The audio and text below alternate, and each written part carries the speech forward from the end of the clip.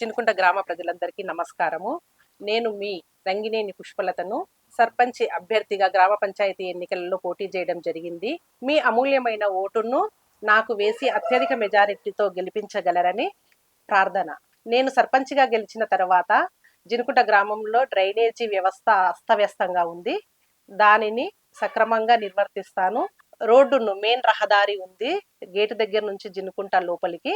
ఆ రహదారిని కూడా డబల్ సీసీగా వేస్తాను. కరెంటు స్తంభాలు అక్కడక్కడా లేవు, చీకటిగా ఉంది వీధుల్లో, అది కూడా పూర్తి చేస్తాను. ఇవే కాకుండా ఎన్నో సమస్యలు ఉన్నవి, వాటిని 5 ఏళ్ల కాలంలో ఒకదాని తర్వాత ఒకటి పూర్తి చేసుకుంటూ మీ అందరిలోనే కలిసి గ్రామంలో ఉండి ఉంటాను.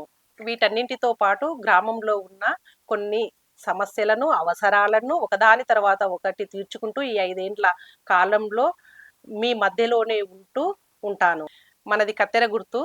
మీ అమూల్యమైన ఓటును కత్తెర గుర్తుకు వేసి నన్ను గెలిపించగలరని ప్రార్థన.